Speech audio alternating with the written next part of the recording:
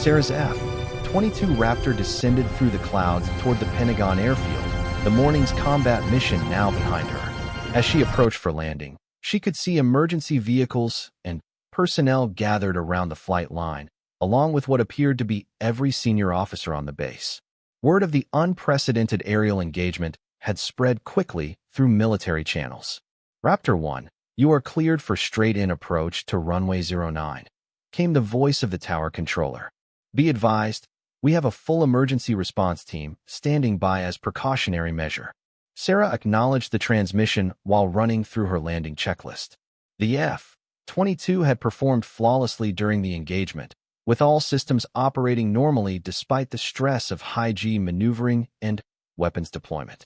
As she configured the aircraft for landing, she reflected on the morning's events with a mixture of satisfaction and disbelief.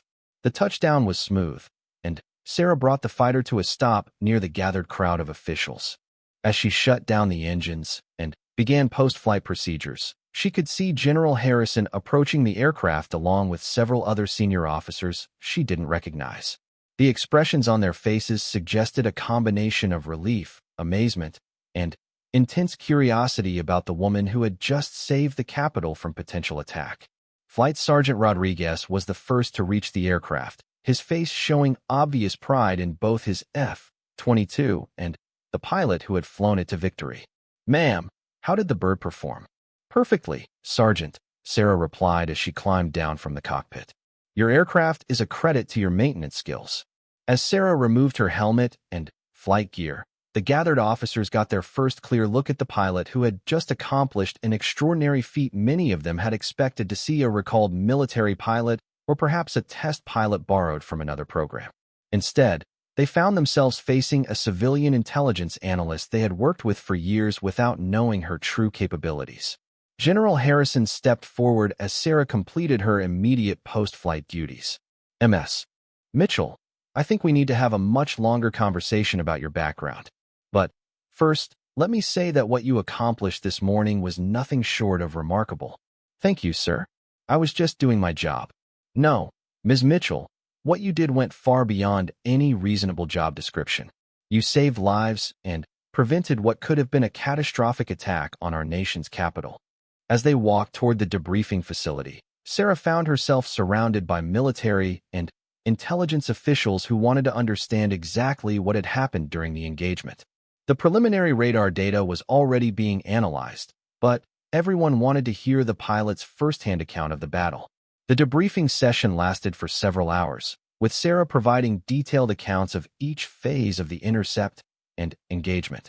Air Force combat analysts studied her tactical decisions, weapons employment, and maneuvering choices. Intelligence officers wanted to know everything she had observed about the foreign aircraft and their capabilities. "Ms. Mitchell," asked Colonel Thompson from Air Force Intelligence, "you mentioned that you recognized the aircraft type immediately upon visual contact. Can you provide more details about their configuration and markings?" Sarah consulted her notes, which she had made immediately after landing, while the details were still fresh in her memory. The aircraft appeared to be advanced twin-engine fighters with external weapons pylons. Their radar signatures and performance characteristics suggested significant capability, though not quite matching the F-22's specifications. What about their tactical behavior? Did they demonstrate coordinated attack patterns? Initially, they maintained a simple formation that suggested they weren't expecting opposition. After I engaged the lead aircraft, they adapted quickly and began using more sophisticated tactics. The pilots were clearly experienced and well-trained.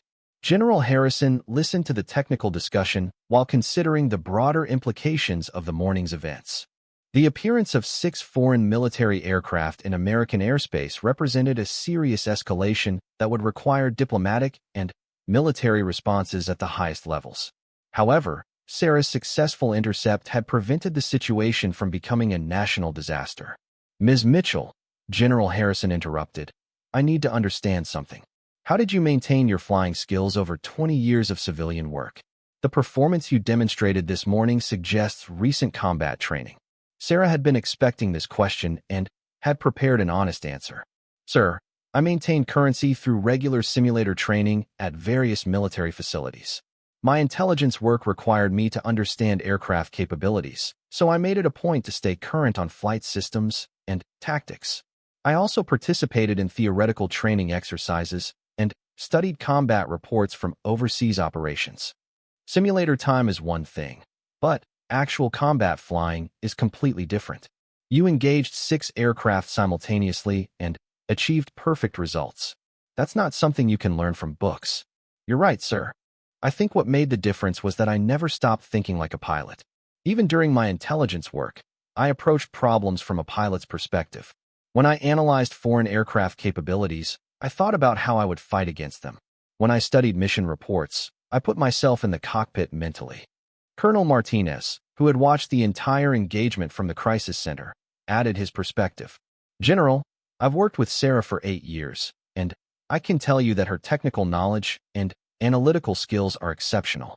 She approaches every problem with the same systematic thinking she used in that cockpit this morning. The debriefing continued with detailed analysis of weapons performance, aircraft systems, and tactical procedures. Sarah answered every question with precision and honesty, providing insights that would be valuable for future training and doctrine development. Her unique perspective as both a pilot and intelligence analyst gave her observations special significance. As the formal debriefing concluded, General Harrison asked Sarah to remain behind for a private conversation. When the room cleared, he studied her carefully before speaking. Ms. Mitchell, what happened this morning changes everything. You've demonstrated capabilities that we didn't know existed, and you've prevented what could have been a national catastrophe. The question now is what happens next. Sarah had been thinking about the same question throughout the debriefing. Sir, I understand that this situation raises a lot of questions about my status and future role. I'm prepared to discuss whatever options you think are appropriate. The Pentagon has been looking for ways to address pilot shortages and improve our response capabilities. Your performance this morning suggests that we may have overlooked significant human resources. How many other intelligence analysts have pilot backgrounds that we don't know about? I honestly don't know, sir. Military personnel move into civilian roles all the time, and their previous specialties aren't always well documented in current positions. General Harrison nodded thoughtfully. Ms. Mitchell, I'm going to be direct with you. After what happened this morning, there are going to be people at very high levels who want to know everything about you and your capabilities. There will probably be offers to return to active duty, special assignments, and other opportunities. I appreciate that, sir, but I'm happy with my current work. This morning was an emergency situation that required someone with specific skills. I was glad I could help, but I don't necessarily want to change my career path. I understand your position, but I think you should consider the broader implications. What you demonstrated this morning could revolutionize how we think about reserve capabilities and pilot training. You might be able to make contributions that go far beyond any single mission. Before Sarah could respond, an aide entered the room with an urgent message for General Harrison. After reading it quickly, the general's expression became grave. Ms. Mitchell, it appears that this morning's incident was more serious than we initially realized. Intelligence agencies have confirmed that the aircraft you engaged were part of a larger operation that was prevented by your successful intercept. There were additional threats that didn't materialize because the primary attack was stopped. Sarah felt a chill as she realized the true scope of what had been prevented. Sir, are you saying this was a coordinated attack with multiple elements? That's exactly what I'm saying. Your actions this morning didn't just stop 6 aircraft. You disrupted an entire operation that could have caused massive casualties and damage. The intelligence community is now racing to identify and counter any remaining threats. The weight of this revelation settled over Sarah as she understood that her decision to step forward had consequences far beyond what anyone had imagined. A simple offer to help with a pilot shortage had become a pivotal moment in national security. General Harrison, if there are additional threats, shouldn't we be preparing for further action? We are, Ms. Mitchell, and that brings me to another point. Given what you've accomplished and what we now know about the threat environment, I'm going to recommend that you be given temporary active status with full operational authority. We may need your skills again before this situation is fully resolved. Sarah considered the implications of returning to active military status, even temporarily. It would mean leaving her comfortable intelligence analyst position and once again taking on the risks and responsibilities of a combat pilot. However, she also understood that the skills she had demonstrated were apparently needed for national defense. Sir, if you believe my capabilities are needed, then I'm willing to serve in whatever capacity you think appropriate. This morning proved that sometimes experience and knowledge can be just as important as youth and regular training. Ms. Mitchell, I want you to think carefully about this decision. If you accept active status, you'll be taking on significant risks and responsibilities. You'll also be setting a precedent that could change how the military utilizes experienced personnel who have transitioned to civilian roles. Sarah thought about her comfortable life as an intelligence analyst, with regular hours, minimal physical risk, and the satisfaction of contributing to national security through research and analysis. Then, she thought about the feeling of flying the F-22 again, the knowledge that her skills could make a crucial difference, and the responsibility she felt to serve her country to the fullest extent of her abilities. General, 20 years ago I took an oath to defend this country against all enemies. That oath didn't have an expiration date. If my skills are needed, then I'm ready to serve. General Harrison smiled for the first time since the crisis began. Ms. Mitchell, I was hoping you would say that. Welcome back to active duty, Major Mitchell. The use of her old rank brought back a flood of memories from her military career. Sarah realized that she was about to embark on a new chapter of service that would combine all of her experiences as both a pilot and an intelligence professional. Thank you, sir. When do I report for duty? You already have, Major.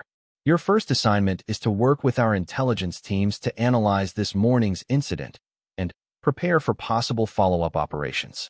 We need someone who understands both the technical and operational aspects of what happened. As Sarah left the Pentagon that evening, she reflected on the remarkable transformation her life had undergone in a single day. She had started the morning as a civilian analyst and ended it as an active duty major with combat victories and new responsibilities for national defense. The F-22 Raptor that had carried her to victory sat on the flight line, being prepared for whatever missions might come next. Sarah knew that her hidden talents were no longer secret, and that her unique combination of flying skills and intelligence expertise would be crucial in the challenges ahead. Walking to her car, Sarah felt a sense of purpose and satisfaction that had been missing from her life for 20 years. She had rediscovered who she was meant to be, and she was ready for whatever the future might bring. The intelligence analyst had become a combat pilot once again, and the country was safer because someone had been willing to step forward when duty called. That Sarah's F-22 Raptor climbed through 15,000 feet as she adjusted her course toward the intercept coordinates. The aircraft's advanced radar systems were already scanning the horizon, searching for the incoming threats that had prompted this emergency scramble. In her headset, she could hear the controlled tension in the voices of air traffic controllers and military coordinators as they tracked both her aircraft and the approaching unknowns. Raptor 1, this is Pentagon Control, came the familiar voice of Colonel Martinez. We're showing 6 aircraft in formation, bearing 090, altitude 28,000 feet, speed 400 knots. They are approximately 12 minutes from entering restricted airspace over Washington, D.C. Sarah acknowledged the transmission while studying her tactical display. The radar picture showed the unidentified aircraft maintaining a tight formation, flying directly toward one of the most protected airspaces in the world. Their behavior suggested either hostile intent or a serious navigation error, but their failure to respond to radio calls eliminated most innocent explanations. Control, Raptor 1 is establishing intercept course. What's the latest on identification attempts? Raptor 1, all communication attempts have failed. The aircraft are not squawking any identification codes, and their flight profile doesn't match any filed flight plans. AWACS is attempting long-range identification, but we need visual confirmation. Sarah understood the implications. Without positive identification, no one could determine whether these were hostile military aircraft, lost civilian planes, or something else entirely. Her mission was to get close enough for visual identification while remaining prepared for any contingency. The F-22's supercruise capability allowed her to accelerate beyond the speed of sound without using afterburners, conserving fuel while rapidly closing the distance to the unknown aircraft. Sarah found herself marveling at how natural the aircraft felt, despite the 20-year gap since her last actual flight. Her hands moved instinctively across the controls, adjusting radar settings, managing engine parameters, and monitoring defensive systems. At 25,000 feet, Sarah's radar acquired the targets. 6 aircraft flying in a loose formation, maintaining steady heading and altitude. The radar signature suggested they were military aircraft, but the specific type remained unclear. She began a careful approach that would bring her within visual range while maintaining tactical advantage. Pentagon Control, Raptor 1 has radar contact with 6 aircraft. Beginning approach for visual identification. Request weapons authorization status. Raptor 1, you are authorized to fire in self-defense only. Rules of engagement require positive identification of hostile intent before engaging. Be advised, we have civilian air traffic being diverted from the area, so ensure positive target identification. Sarah acknowledged the transmission while thinking about the complexity of her situation. She was flying solo against 6 unknown aircraft, with rules of engagement that required her to wait until they demonstrated hostile intent before responding. If these were enemy aircraft with advanced capabilities, that restriction could prove fatal.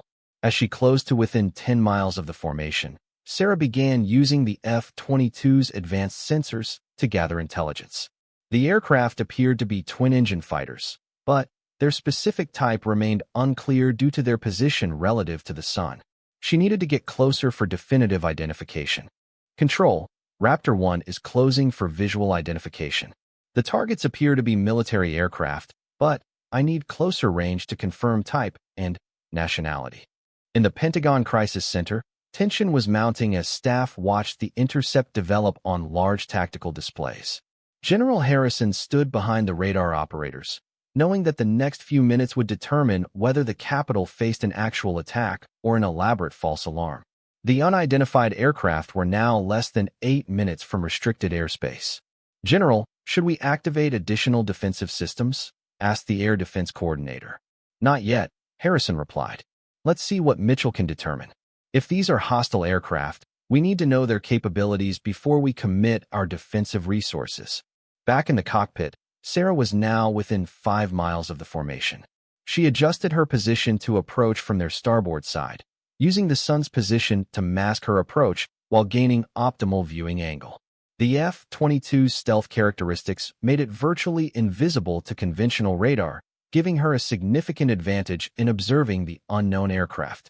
As she closed to within 3 miles, details of the aircraft became clear. Sarah felt her pulse quicken as she identified the distinctive shape and configuration of the planes ahead of her. They were military fighters, but not from any American squadron.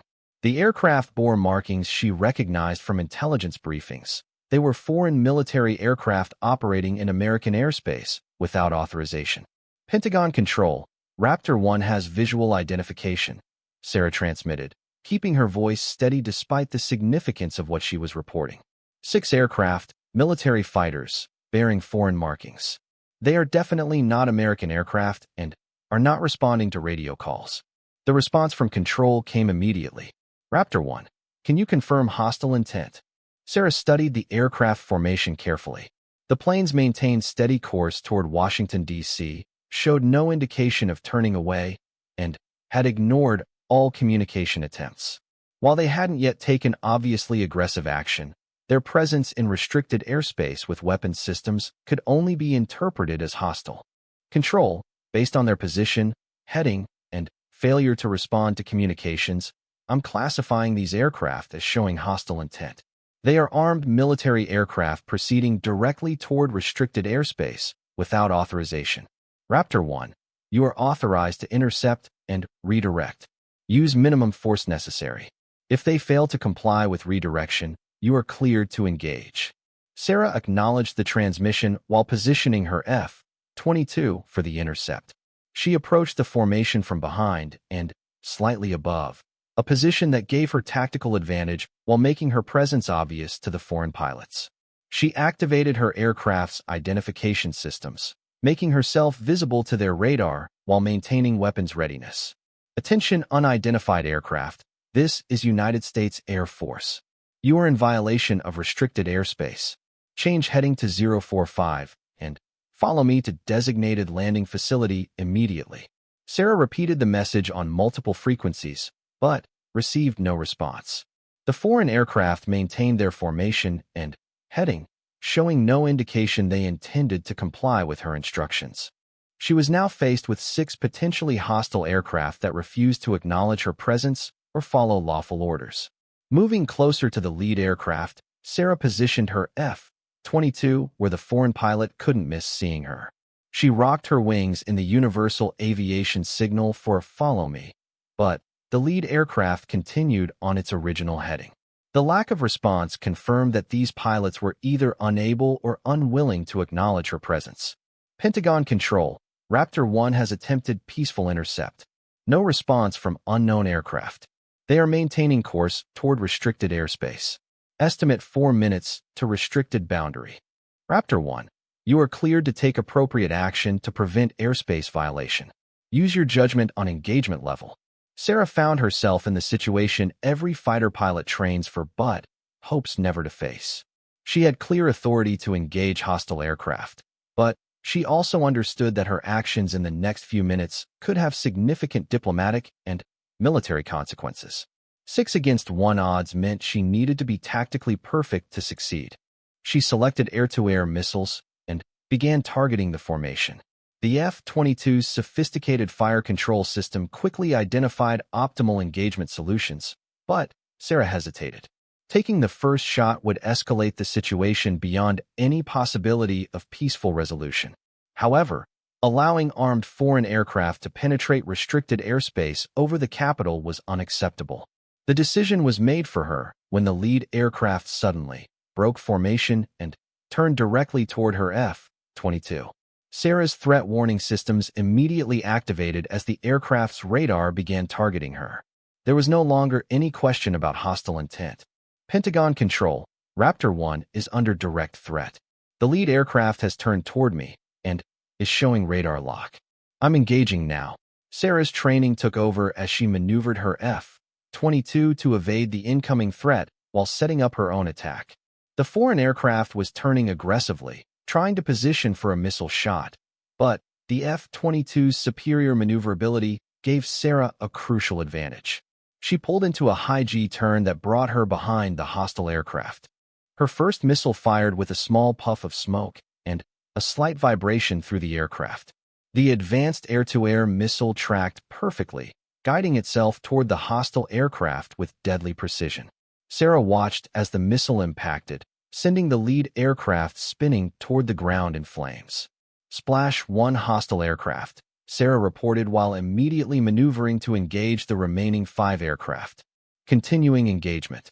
The destruction of their lead aircraft galvanized the remaining hostile planes into action.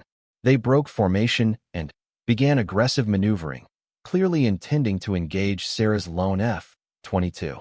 She found herself in a complex aerial battle against multiple opponents, exactly the scenario that F-22 pilots train extensively to handle. Sarah's years of intelligence work had kept her current on the capabilities of foreign military aircraft, and she used that knowledge to her advantage. She knew the performance limitations of the aircraft she was facing and adjusted her tactics accordingly. The F-22's stealth characteristics made it difficult for the hostile aircraft to maintain consistent radar locks, forcing them to rely on visual acquisition in the bright morning sky. Her second missile engaged another hostile aircraft as it attempted to position behind her. The pilot tried to evade with desperate maneuvering, but the missile's guidance system was too sophisticated to fool. Another enemy aircraft fell from the sky, evening the odds slightly. Splash 2 hostile aircraft, Sarah reported while scanning for the remaining 4 opponents. 4 aircraft remaining, all showing hostile intent. The battle was now fully engaged, with aircraft maneuvering at high speed and extreme G-forces throughout a large block of airspace. Sarah used the F-22's superior performance to maintain initiative, forcing the hostile aircraft to react to her moves rather than setting up their own attacks.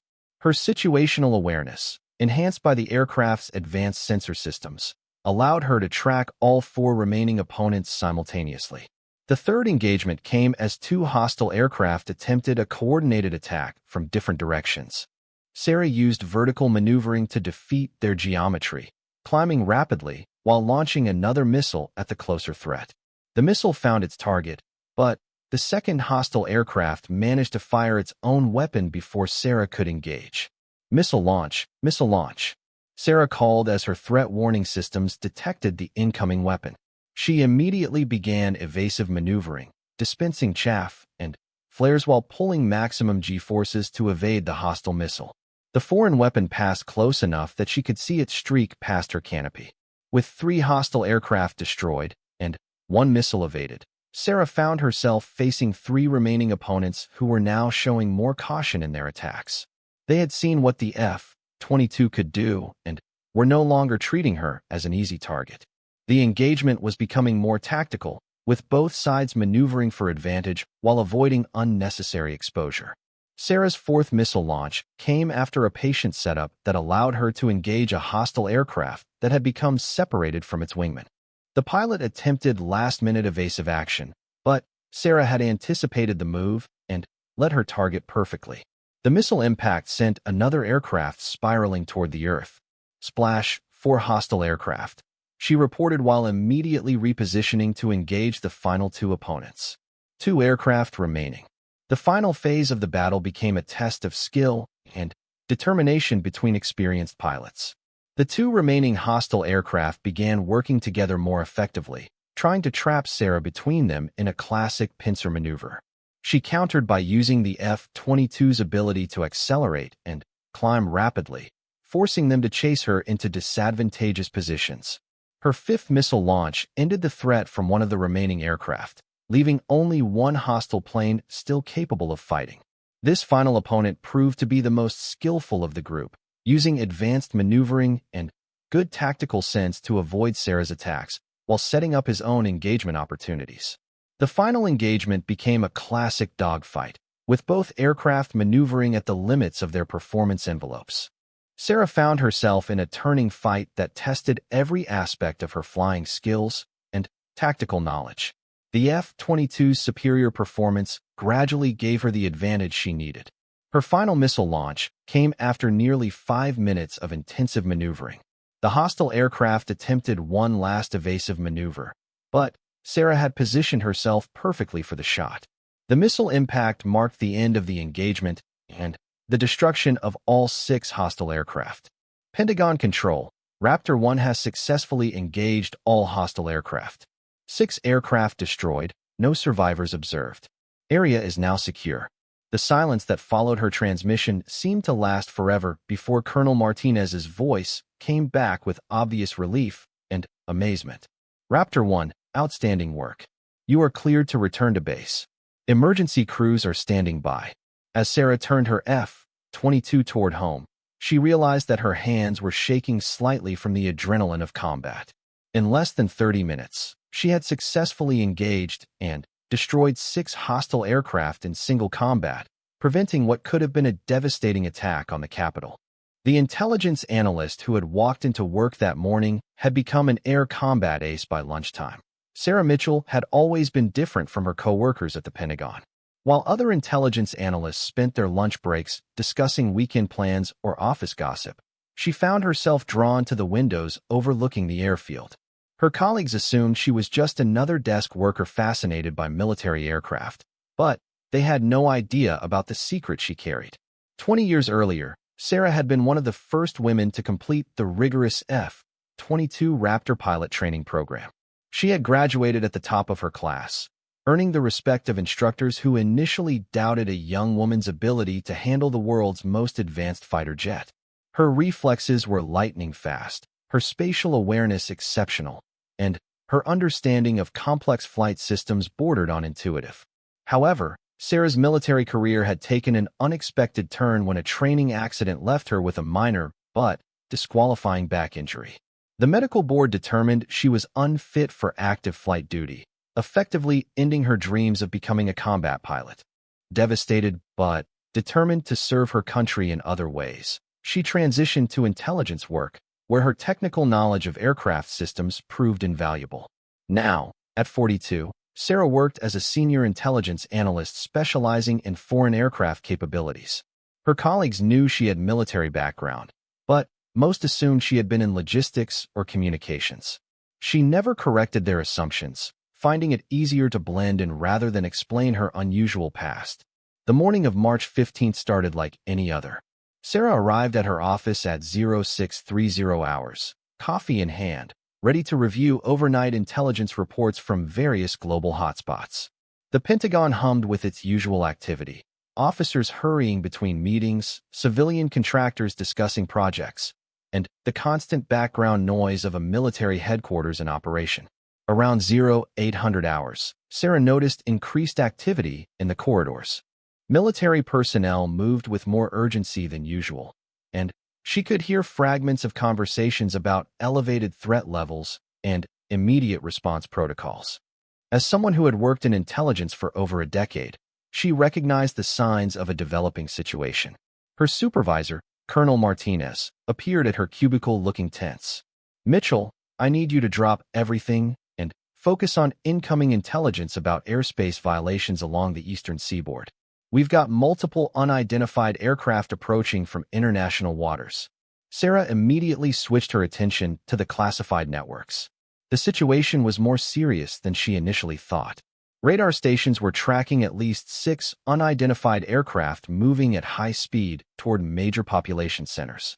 The aircraft weren't responding to radio communications, and their flight patterns suggested hostile intent. Within minutes, Sarah found herself in the Pentagon's Crisis Response Center, a high-tech facility she had only seen during training exercises. Large screens displayed real-time radar data, satellite imagery, and communication feeds from military installations across the country. The room buzzed with controlled chaos as analysts, officers, and decision-makers worked to assess and respond to the threat. General Harrison, the base commander, stood at the center of the room coordinating the response. "Where are my interceptors?" he demanded. "I need F-22s in the air immediately." The response he received was not what anyone wanted to hear. A communications officer reported that a mechanical failure had grounded the primary F-22 squadron during routine maintenance. The backup squadron was participating in training exercises 3 hours away and couldn't return in time to intercept the incoming threats. Sarah watched the radar displays with growing concern. The unidentified aircraft were now less than 30 minutes from reaching the coastline. If they maintained their current speed and trajectory, they would be over Washington, D.C. within an hour. The city's defensive systems were activating, but without air superiority fighters to intercept, the situation looked increasingly dire. "Sir, we have one F-22 available on the flight line," reported a young lieutenant. "It just completed scheduled maintenance, but we don't have a qualified pilot immediately available. The test pilot is off base, and our backup pilots are with the training squadron." General Harrison's face showed the weight of an impossible decision. "How long to get someone here?" "At least 2 hours, sir. Maybe more with current traffic restrictions." Sarah felt her heart racing as she processed what she was hearing. There was an F-22 Raptor sitting ready on the flight line, capable of intercepting the incoming threats, but no pilot available to fly it. She thought about the thousands of people who would be at risk if hostile aircraft reached their targets. She thought about her oath to defend her country, taken all those years ago when she first put on a military uniform. Taking a deep breath, Sarah stepped forward. "General Harrison, I need to speak with you privately." The general looked at her with surprise. In crisis situations, junior analysts didn't typically interrupt senior officers. "Ms. Mitchell, we're in the middle of a critical situation." "Sir, it's about the F-22 pilot shortage. I have information that might be relevant." General Harrison studied her for a moment, then motioned for her to follow him to a quieter corner of the room. "You have 30 seconds." Sarah looked directly into his eyes. "Sir, I'm F-22 qualified. I completed the full training program 20 years ago and maintained currency through simulator time until my medical discharge. I know that aircraft better than anyone currently on base." The general's expression shifted from impatience to disbelief. Ms. Mitchell, are you telling me you're a qualified Raptor pilot? Yes, sir. I was medically disqualified for active duty due to a back injury that's since healed, but I never lost my certification. I've kept current on system updates through my intelligence work, and I've logged simulator hours whenever possible. General Harrison was quiet for a long moment, processing this unexpected information. Around them, the crisis continued to unfold as radar operators tracked the approaching aircraft. Time was running out, and conventional options were limited. Ms. Mitchell, even if what you're saying is true, it's been 20 years since you've flown actual combat aircraft. The liability alone. Sir, with respect, those aircraft are going to reach populated areas in less than an hour. I'm not suggesting I'm the ideal choice, but I'm the only choice available right now. I know the F-22's capabilities, I understand the threat we're facing, and I'm willing to take the risk. The general looked back at the radar displays, where the red dots representing unknown aircraft continued their steady advance toward the coast. He thought about the protocols, the regulations, and the potential consequences of putting a civilian intelligence analyst in the cockpit of America's most advanced fighter jet. Then, he thought about the alternative, allowing potentially hostile aircraft to reach their targets unopposed. Colonel Martinez, who had overheard the conversation, approached them. General, I've worked with Sarah for 8 years. She's one of our most reliable analysts, and her technical knowledge of aircraft systems is exceptional. If she says she can fly that aircraft, I believe her. Sarah appreciated her supervisor's support, but she knew the decision ultimately rested with General Harrison. She also knew that every minute of delay reduced their chances of intercepting the incoming threats before they reached critical airspace. General, Sarah continued, I understand this is highly irregular. But, right now, irregular might be exactly what we need. I'm not asking you to send me into combat. I'm asking for the chance to intercept and identify these aircraft before they reach populated areas. If they prove hostile, I'll engage according to rules of engagement. If they're just lost or experiencing communication problems, I'll escort them to appropriate airspace. The general studied her carefully. In his 30 years of military service, he had learned to read people quickly and accurately. What he saw in Sarah's eyes was not recklessness or false bravado, but genuine competence and determination. He had seen that look before in the eyes of pilots preparing for dangerous missions. Ms. Mitchell, if I authorize this, you understand that you're taking enormous personal risk? The F-22 is not forgiving of mistakes, and you'll be flying solo against unknown opposition. I understand, sir. But the risk to civilians if we don't act is greater than the risk to me if we do. General Harrison looked once more at the radar displays, then made his decision. Colonel Martinez, get Ms. Mitchell cleared for immediate flight operations. I want her in that cockpit in 15 minutes. He turned back to Sarah. Mitchell, I hope you're as good as you think you are. As Sarah hurried toward the flight line, her mind automatically began running through pre-flight procedures she hadn't used in decades. Surprisingly, the knowledge felt fresh, as if muscle memory was awakening after a long sleep. Her years of studying aircraft systems and maintaining theoretical knowledge were about to be put to the ultimate practical test. The F-22 Raptor sat gleaming on the tarmac, its angular stealth design both beautiful and intimidating. Ground crew members were already conducting final preparations, having received urgent orders to ready the aircraft for immediate departure. Sarah approached the aircraft with a mixture of excitement and apprehension, fully aware that she was about to embark on the most important flight of her life. Flight Sergeant Rodriguez, the crew chief, looked surprised to see a civilian approaching his aircraft. Ma'am, I'm sorry, but this area is restricted during flight operations.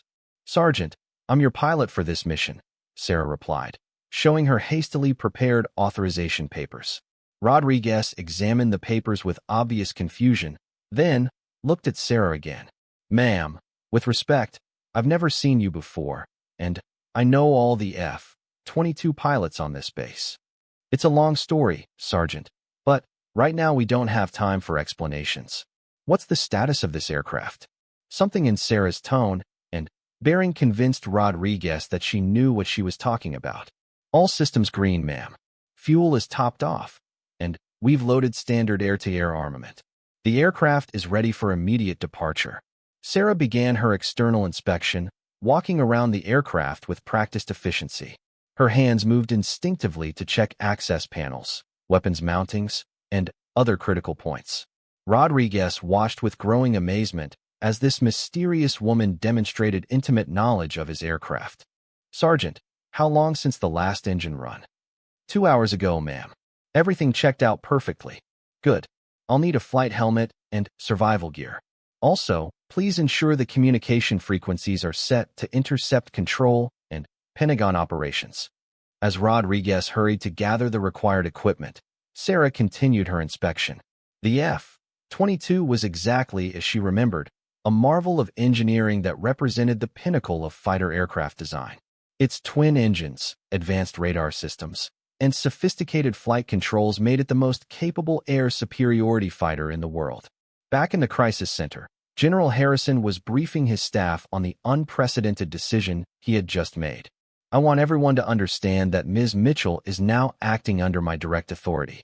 She has complete operational control of that aircraft and full authorization to engage threats as she sees fit."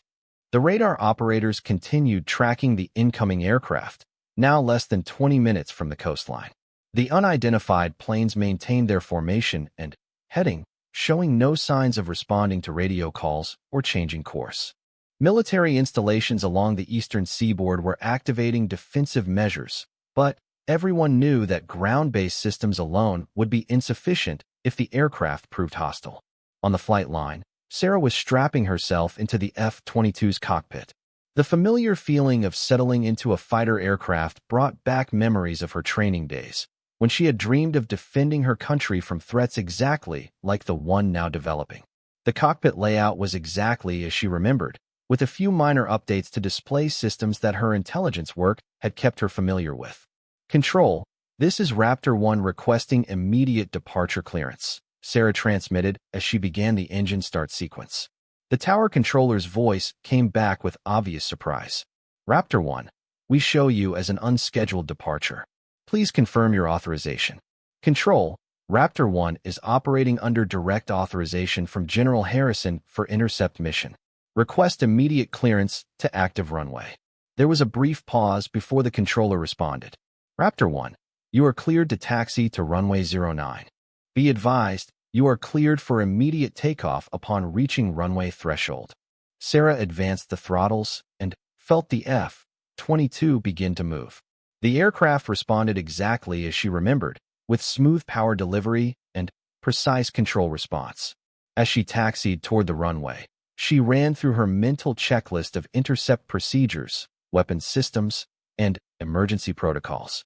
In the crisis center, all eyes were on the radar displays showing both the incoming threats and the single green dot representing Sarah's F-22 as it prepared for takeoff.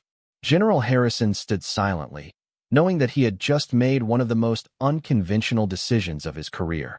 The success or failure of the intercept mission would determine whether his gamble had been brilliant or disastrous. "Control, Raptor 1 is ready for takeoff," Sarah transmitted as she aligned the aircraft with the runway centerline. "Raptor 1, you are cleared for takeoff. Good hunting." Sarah advanced the throttles to full military power, then into afterburner. The F-22's twin engines produced a thunderous roar as the aircraft accelerated down the runway. Within seconds, she was airborne, climbing rapidly into the morning sky on what would prove to be one of the most critical intercept missions in recent military history. As the ground fell away beneath her, Sarah felt the familiar exhilaration of high-performance flight. The F-22 climbed effortlessly, its advanced systems providing her with unprecedented situational awareness. For the first time in 20 years, she was exactly where she belonged, in the cockpit of America's finest fighter aircraft, preparing to defend her country against unknown threats.